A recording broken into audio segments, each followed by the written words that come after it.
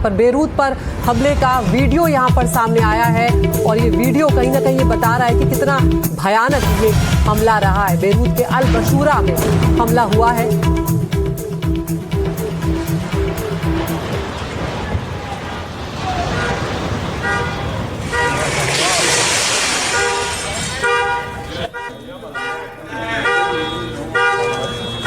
देखो हो रहा है, देखो हो रहा है।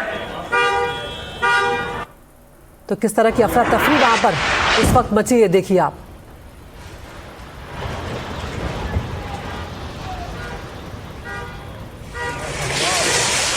तो लेबनान की राजधानी बेरूत पर यह हमला हुआ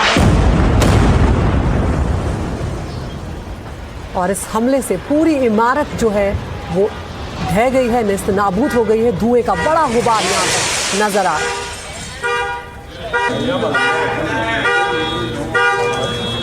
देखो हो रहा है, देखो हो रहा है।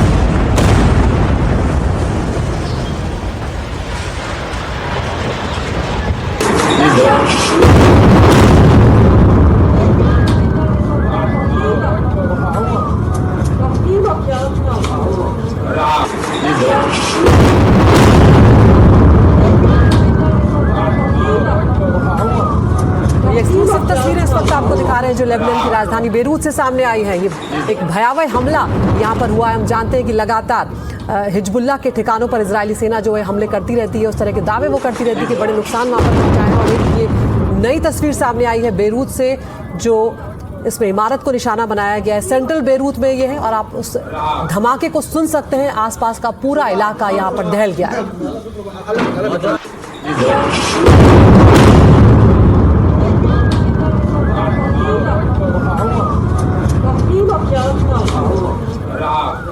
सिवाज सर, यहाँ पर ये तस्वीरें जो हम देख रहे हैं बेरूत से सामने आ रही हैं, यही बात अभी सज्जनहार सर कह रहे थे कि जब हमला किया था तब ये सोचा नहीं गया था कि ईरान जो है वो इतना आगे बढ़ जाएगा और पूरा मिडिल ईस्ट जो है वो इस कदर यहाँ पर प्रभावित होता हुआ नजर आएगा। पश्चिमी एशिया जो है वो पूरी तरह से प्रभावित होता हुआ नजर आएगा। तस्वीरें भी हम आपके सामने हैं सिवाज सर, किस तरह से देख रहे हैं इस स्थिति को? देखो, अभी ये जो है कि लेबनान से जो हिजबुल्लाह ये तो होना ही था कि जब ये बता दिया था पहले कि अगर ईरान के ऊपर हमला करता है अमेरिका और इजराइल तो हिजबुल्लाह जो है लेबनान से सक्रिय होगा।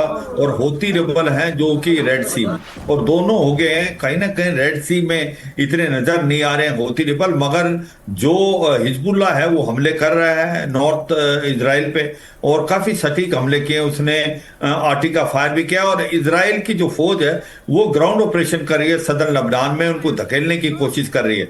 एक बात तो सच है, जो लेबनान की गवर्नमेंट है वो भी परेशान है हिजबुल्लाह से, और हिजबुल्लाह थोड़ा सा कमजोर हुआ था, मगर इतना कमजोर नहीं हुआ था जो कि उम्मीद लगाई गई थी कि जब पहले हिजबुल्लाह और इजराइल के बीच के अंदर सीज फायर हुआ था और काफी देर तक उनके युद्ध चला था कि हिजबुल्लाह की मिलिट्री कैपेबिलिटी काफी हद तक कमजोर होगी। मगर जिस प्रकार से ये 15 दिन का युद्ध चला है, ऐसा लगता है हिजबुल्लाह के पास अभी भी बहुत ज्यादा आर्सेनल है। उनके पास भी रॉकेट, मिसाइल और ड्रोन्स है। ये देखना कि इनको मदद कहां से मिलती आती थी कि ईरान से आता था इराक, इराक से आता था सीरिया, सीरिया से लेबनान। जब सीरिया यहां से चला गया है, क्योंकि सीरिया अभी उस दायरे में नहीं है, मगर फिर भी इनके पास काफी हथियार हैं। ये एक आश्चर्यपूर्ण बात है, मगर ये सच्चाई है कि इजराइल को चारों तरफ से घेरने की कोशिश हो रही है। और एक बात और बड़ी इंपॉर्टेंट, अमेरिका अकेला पड़ गया है, नेटो कंट्री कोई नहीं आ रही उसके साथ। वो कह रहे हैं कि it is not a NATO war. ये जो लड़ाई है ये नेटो की नहीं है। नेटो जो है डिफेंसिव के लिए, अगर नेटो का आर्टिकल 5 कहता है कि अगर एक देश पे हमला तो सभी देश पे हमला माना जाएगा, मगर यहां पर हमला नहीं, यहां तो हमला किया है। तो इसलिए कि चाहे आप यूके देखें, फ्रांस देखें, जर्मनी देखें, ये कोई देश इस लड़ाई की कीचड़ के अंदर नहीं घुसना चाहते, क्योंकि उनको मालूम है ये दलदल है, फंस के तो बहुत मुश्किल। और सबसे बड़ी प्रॉब्लम है स्टेट ऑफ हॉर्मुज को खोलना, क्योंकि जो एसिमेट्रिक वारफेयर ईरान ने किया है वहां पर,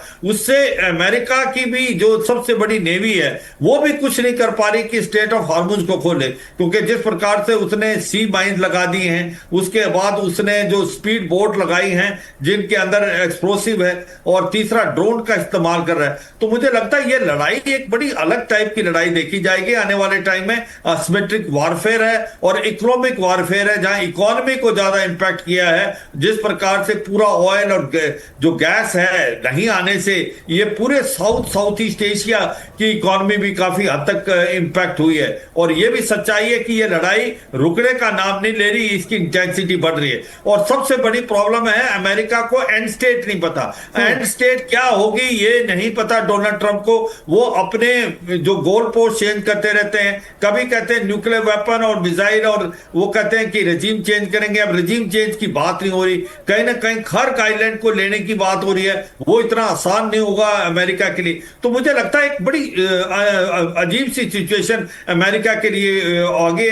मैं तो यह कहूंगा कि आज की तारीख में डोनाल्ड ट्रंप ने अमेरिका को दलदल में फंसा दिया है। उनको समझ नहीं आ रहा निकले तो निकले क्या। उसको एक फेस सेविंग चाहिए डोनाल्ड ट्रंप को, वो उसको लेकिन वो फेस सेविंग होगी क्या श्रीवास साहब, ये भी एक यहाँ पर बड़ा सवाल बना हुआ है। सज्जनार सर, यहाँ पर नेटो देशों पर डोनाल्ड ट्रंप भड़क जरूर रहे हैं क्योंकि वो सीधे तौर पर पीछे हटते हुए नजर आ रहे हैं। वो किसी की यहाँ पर मदद करने की स्थिति में नेटो देश हैं भी नहीं और वो अपनी स्थिति पर कायम भी नजर आ रहे हैं। लेकिन अब आगे अगर हम देखें, यहाँ पर जो बात आप भी कह रहे थे, श्रीवास सर भी कह रहे हैं कि अमेरिका ने इससे पहले भी इस तरह के कदम उठाए हुए हैं, लेकिन उसे ये नहीं पता था कि यहाँ पर दूसरे देशों के मुकाबले ईरान एक बिल्कुल अलग तरह की शक्ति है और एकदम अलग तरह का माइंडसेट है ईरानियन का यहाँ पर। और ऐसे में यहाँ पर अब पीछे हटने का रास्ता क्या हो सकता है, या बीच का रास्ता क्या कोई निकलता हुआ नजर आता है? जी बिल्कुल, आप ठीक कह रहे हैं अदिति। जो ईरान, ये सबसे पहले बता दिया गया था क्योंकि ये मालूम चल रहा था जो राष्ट्रपति ट्रंप यहाँ पर भी एक वेनेजुएला करना चाहते हैं, पर सभी ने ये बताया था जो ईरान वेनेजुएला नहीं है। एक तो वहां पर अगर देखा जाए वहां की जो आबादी है 90 मिलियन है। अगर आप खाड़ी देशों पर भी देखें अदिति, तो वहां के जो देश हैं बड़े छोटे छोटे देश हैं। 5 मिलियन है, 6 मिलियन, 8 मिलियन, 10 मिलियन, उससे ऊपर नहीं है। तो इसीलिए अगर वहां पर ईरान भी ऐसा हावी हो जाता है जैसे कि हो रहा है, और वो ये पूरी दुनिया को बता देता है जो विश्व की सबसे बड़ी शक्ति मेरे ऊपर उसने हमला किया, मेरे से भिड़ गई, परंतु फिर भी हम अपना डटे रहे, हमने अपने को डिफीट नहीं होने दिया। तो इसका जो संदेश जाएगा और ये पूरे मिडल ईस्ट में जो संदेश जाएगा वो ऐसा ही होगा जो इन सभी देशों को इसके आगे डर कर रहना पड़ेगा।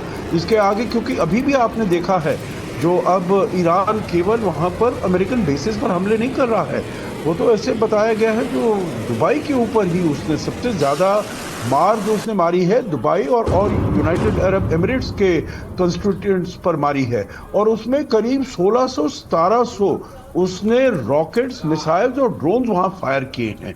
और दुबई अपने को अपनी रक्षा करने के लिए जो कुछ उसके पास है वो कर रहा है, परंतु फिर भी नुकसान हो रहा है। हमने देखा है एयरपोर्ट मंडे नाइट को कैसे वहां पर तहस नहस किया, एक ऑयल टैंकर वहां पर फट गया और वहां पर पूरे एयरपोर्ट को उनको बंद कर देना पड़ा। बिल्कुल।